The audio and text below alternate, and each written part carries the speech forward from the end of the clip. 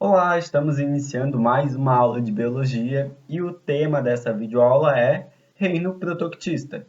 O que seria esse reino? Quais são as características? Quem são os representantes que vivem nesse reino? É isso que a gente vai ver nessa videoaula. Então vamos dar sequência. Vamos lá. Primeiramente, conhecer as características gerais desse reino. A gente tem que entender quem é que vive de uma forma geral, quais são as características dos seres que vivem nesse reino. Então vamos dar uma olhadinha, tá? É um reino de seres eucariontes. Já estamos cansados de saber que seres eucariontes são seres vivos que suas células possuem núcleo. O material genético fica dentro de uma membrana nuclear, ele não fica solto no citoplasma, ok? Então, diferente do reino Monera, o reino protoctista, ou protista também, pode ser chamado dessas duas formas, tem seres eucariontes. Possui representantes tanto unicelulares quanto pluricelulares, ou seja, seres vivos de uma célula só ou seres que têm mais de uma célula. E também possui representantes autotróficos e heterotróficos, que significa o quê? Temos representantes, seres que produzem seu próprio alimento através da fotossíntese, e também temos indivíduos ali, seres vivos, que se alimentam de outro ser vivo. Né? Para poder ter para ter energia no seu corpo, eles precisam se alimentar de outra matéria orgânica. Eles não conseguem produzir o seu próprio alimento. Tá? E quem são os principais representantes desse grupo? Nós temos as algas e os protozoários. É engraçado que o reino protista já teve tanta alteração na taxonomia de espécies que as algas, por exemplo, elas não participavam do reino protista. Anteriormente, quando não tinha tanta pesquisa, tanto estudo em cima disso, os seres vivos eles ficavam totalmente em reinos diferentes, tá? E agora as algas e os protozoários eles participam do mesmo reino, porque o reino protista, até o livro traz informação para a gente, que eu acho bem bacana trazer para vocês, é que o reino protista ele é como se fosse todos os seres eucariontes que não são fungos, que não são plantas e não são animais. Então, se é um ser vivo eucarionte, que não é um fungo, que não é um animal e que não é uma planta, aí a gente bota ele no reino protista, entendeu? Aí, mas os principais representantes, que é o que a gente vai ver nessa videoaula, são as algas e os protozoários. Vamos começar pelas algas, então. O que seria as algas? As algas a gente já conhece, quem já foi no mar, já foi na praia, já viu aquelas algas jogadas na areia que a maré traz para a gente quando a maré aumenta e traz, e aí quando a maré baixa fica ali na marginal, no litoral ali da praia, tá? Na areia ou próximo do mar. O que seriam as algas, então? As algas, a gente tem algas unicelulares e algas pluricelulares. Então, nós temos algas microscópicas, que é o que está representado ali embaixo, e também nós temos algas macroscópicas, que a gente consegue ver a olho nu, que elas são pluricelulares, são várias célulazinhas que vão formar a estrutura da alga, que é aquele gifzinho ali se mexendo que a gente encontra no fundo do mar ou solta no ambiente aquático, no ambiente marinho, tá? E elas vivem em água doce, vivem em água salgada e encontramos algas também em ambientes terrestre úmido, tá? Desde que tenha uma umidade, tem uma quantidade boa de água, a alga pode se desenvolver ali. As pluricelulares, elas não possuem tecido organizado como as plantas. É por isso que as algas elas não são plantas e nem participam do reino vegetal, tá? Apesar de elas fazerem fotossíntese, elas não têm, e apesar de serem pluricelulares também, elas não têm tecido, né? Elas não têm os tecidos que vão formar os órgãos ali, que nem o caule, a raiz, a folha, que nem nas plantas. Elas têm um tecido falso, não um tecido verdadeiro, que vai formar a estrutura que a gente conhece como talo. Então, toda aquela parte, né, das algas pluricelulares, toda aquela parte que a gente vê que, é a folha. Não, não é folha. A alga não tem folhas. Ela tem toda uma estrutura que a gente chama de talo, tá? É ali onde a gente vai conseguir perceber que ela faz fotossíntese, que ela, dependendo da alga, tem forma de locomoção ou de fixação, que ela fixa no fundo e etc. Mas nada é igual a uma planta, tá? Ela não tem raiz, ela não tem caule, ela não tem folha, não tem flor, não tem fruto. Ela simplesmente tem uma estrutura que a gente chama de talo, ok? Elas fazem fotossíntese para obter seu próprio alimento, tá? E uma coisa bem importante é que as algas unicelulares, aquelas microscópicas, elas fazem parte de um grupo chamado fitoplâncton, que seriam micro-organismos que vivem em ambiente aquático, tá? Essas algas que participam do grupo do fitoplâncton, elas têm duas principais funções gigantescas, tá? A primeira elas produzem a maior parte do oxigênio do planeta, 90%. Eu tô falando 90%, eu não falei tipo, é 30, é 90. 90% do oxigênio do planeta vem das algas unicelulares, vem desse grupo de fitoplâncton, tá? É bastante coisa, 90%. E elas também auxiliam, né, na cadeia alimentar. Ela é a base da cadeia alimentar de diversos seres marinhos, seres aquáticos. Então, você já estudou cadeia alimentar, teia alimentar, e lá na vida terrestre, quem é a base da cadeia alimentar? São as plantas. Já no ambiente marinho, no ambiente aquático, a base que vai servir como alimento para os consumidores primários são as algas, tá? Então, tanto a alga unicelular quanto pluricelulares, o fitoplâncton, eles vão servir para boa parte da teia alimentar aquática, eles vão servir como base, tá? Ou seja, vão servir de alimento para os consumidores primários, ok? Vamos dar sequência aqui então. As algas, elas são separadas em grupos, assim como todos os outros seres vivos, no sistema de classificação, eles têm grupos menores. As algas, a gente separa elas por cores, né? A forma de classificação que os cientistas e pesquisadores identificaram para separar as algas foi pela sua coloração. Então, as clorofícias, né? Cloro de clorofila, que é o que dá o pigmento verde a plantas e algas. Então, clorofícias são as algas verde, tá? Ah, professor, as outras que não têm, elas não têm clorofila? Não, elas têm clorofila também. Então, elas fazem fotossíntese com o auxílio da clorofila. Só que elas vão ter outros pigmentos que vai prevalecer e vai esconder essa cor verde que está presente na clorofila, tá? Então, as clorofícias, elas são algas verdes, tá? Devido ao excesso de clorofila, que é um pigmento que ajuda no processo de fotossíntese, na captação de luz solar, tá? As feofícias, que são ali de baixo, são as algas pardas. Então, elas têm uma cor um pouco mais fraca, tá? É claro que cada espécie pode variar o tom da cor, mas de uma forma geral são algas pardas, que também podem ficar fixas ou ficar soltas no ambiente.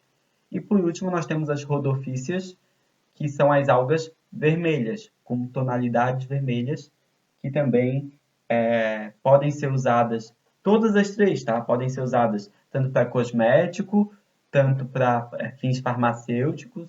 Várias indústrias utilizam as algas por conta dos seus nutrientes, por conta da sua estrutura. Então, elas são usadas para fazer maionese, são usadas para fazer cosméticos, são usadas para fazer alguns produtos farmacêuticos.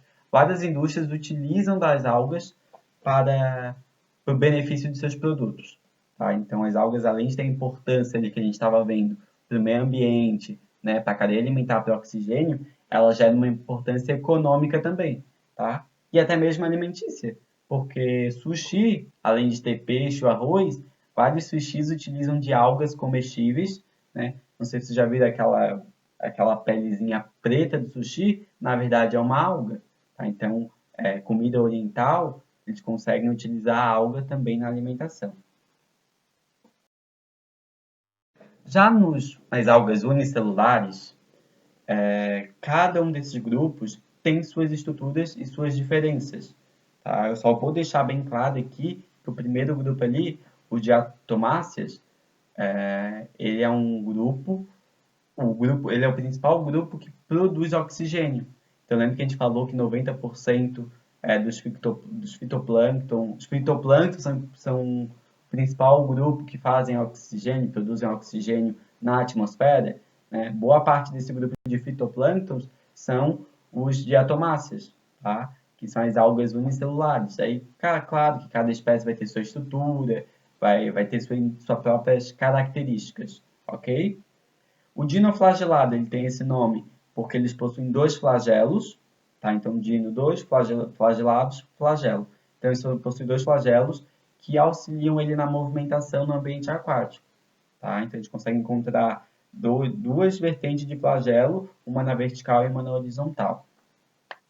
E por último ali, nós temos as euglenófitas, que é um grupo de algas, essa ela é bem específica, porque ela tem como prioridade a forma de alimentação heterotrófica. Então, ela prefere se alimentar de outro ser vivo, de outra matéria orgânica, e no caso de ausência, acabou, não tem alimento ali naquele ambiente onde ela vive, aí sim ela consegue produzir seu próprio alimento.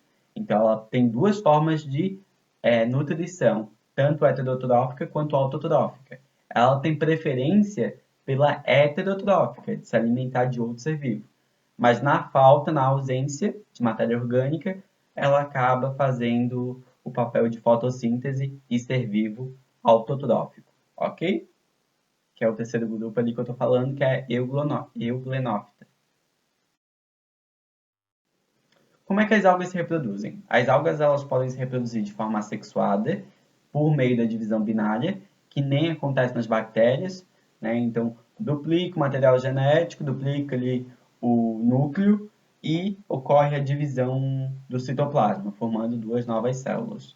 E elas também podem fazer a reprodução sexuada, que é muito familiar à reprodução das plantas, que já tem um vídeo aqui no canal falando sobre isso. Então, tu quer entender ou já viu isso, mas não se lembra, e quer saber como é que funciona a reprodução das plantas, a reprodução das algas é muito parecida, porque tem a fase que a gente chama de gametófito e nós temos a fase que a gente chama de esporófito, tá? E uma está conectada para a outra. Então, vai ter a fase ali, vai ter a fecundação e vai formar um esporófito. Aí, o esporófito vai liberar os esporos, que vai formar os gametófitos e depois vai liberar os gametas para poder fazer a fecundação. Então, é um ciclo.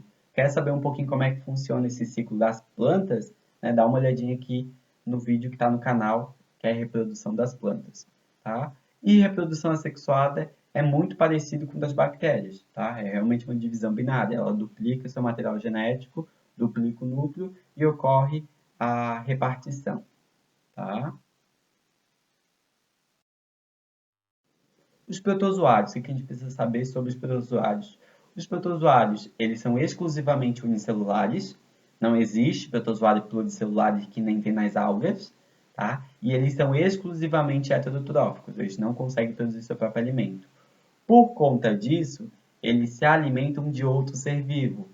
E por isso, várias espécies são parasitas. Eles entram dentro de outro organismo e ali eles começam a roubar os nutrientes para o seu crescimento, desenvolvimento e reprodução, tá? Então aqui eu apresentei para vocês alguns gifzinhos, algumas imagens de tipos diferentes de protozoários, que é o que eu vou explicar no próximo slide. Mas aqui já para apresentar para vocês, nesse gifzinho aqui de cima, nós temos um paramécio e a forma de locomoção dele é por cílios. Então, para ele se movimentar no ambiente aquático, ele tem vários pequenos cíliozinhos em volta dele que ajudam na movimentação. Embaixo nós temos um flagelado, que ele possui uma cauda que a gente chama de flagelo, que é que nem os nossos espermatozoides. E aí ele vai usar aquele flagelo, aquela cauda, para se movimentar, para se locomover no ambiente aquático.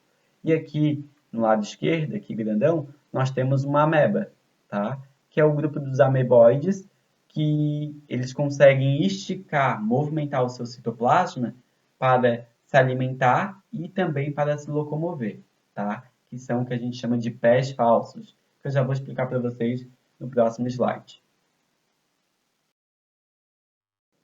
Então vamos lá, classificação dos protozoários. Os protozoários eles podem ser classificados por sua estrutura de locomoção, a forma que ele se utiliza para se movimentar. Então o primeiro grupo ali, o filo dos sacórdidas, A gente está falando, na verdade, das amebas, que são aquele que eu apresentei para vocês ali no GIF anterior, que conseguem esticar o seu citoplasma, movimentar o seu citoplasma e criar o que a gente chama de pseudópodos, tá? Que seria pés falsos. Ele estica várias partes, ele prolonga várias partes dos citoplasmas, criando realmente como se fosse pezinhos, e eles utilizam para se movimentar e até para pegar os alimentos que estão ali no ambiente aquático. Tá? O segundo filo é o filo dos flagelados, que tem o flagelo, como eu já falei, que utiliza para se movimentar. O terceira imagem ali é o filo dos ciliados, que tem esses cílios que vão usar para se movimentar também. É como se fosse um flagelo, só que eles são bem pequenininhos e eles ficam em volta de toda a membrana. Tá? Eles ficam em volta de todo o corpo do protozoário. E por último ali, nós temos o filo do... Desculpa, gente. O filo dos esporozoários, tá? Que é a esporozoa, que faz o quê? Ele não tem estrutura de locomoção. Ele tem, geralmente a gente encontra nele uma estrutura de fixação. E boa parte desse grupo, várias espécies desse grupo, são parasitas. Então eles grudam, né, no indivíduo e a partir dessa estrutura de fixação eles ficam grudadinhos ali e roubando os nutrientes. Tá? E eles têm esse nome de esporozoário porque a sua dispersão, a forma que ele se dispersa, é por meio de esporos. Então, ele libera os esporos e ele consegue se dispersar no ambiente. Ok? Essa é a classificação dos protozoários. A gente separa eles pela forma que eles se movimentam. E para finalizar essa videoaula, como é que funciona a reprodução dos protozoários? Os protozoários eles podem se reproduzir que nem as bactérias e as algas unicelulares, que é através da divisão binária. Então, a primeira imagem aqui ó, é um protozoário, ele duplica o seu núcleo, né, porque o carionte tem núcleo, duplicando o núcleo, ele vai fazer a divisão ali do citoplasma, né, e vai gerar duas novas células, tá? Dois novos protozoários. E aqui, no lado direito, eu apresento para vocês a forma sexuada do protozoário, que significa o quê? Vai ter uma maior variabilidade genética porque tem troca de material genético. E o que acontece aqui, então, nessa reprodução sexuada? É que nem as bactérias também, naquele processo que a gente chama de conjugação.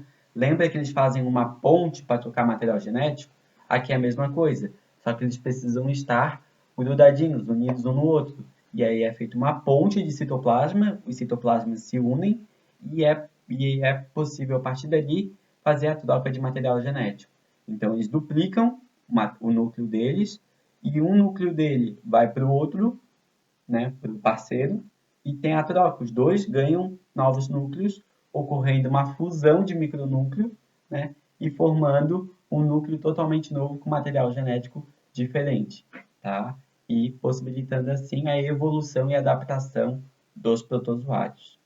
Ok? Aí, a partir dali ele pode fazer a mitose, né, divisão binária, e dividir, gerar um novo paramécio, um novo protozoário, né? Paramécio é um tipo de protozoário que está representado aqui, e ele pode gerar um novo protozoário com esse material genético totalmente modificado, alterado.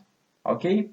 Qualquer dúvida sobre o assunto, sobre o conteúdo dos protozoários, algas, sobre o reino protoctista, pode perguntar lá no Google Class. A gente vai conversando e estudando um pouquinho mais nas videoconferências, ok? Espero que tenham gostado do conteúdo e a gente se vê na próxima videoaula. Bons estudos!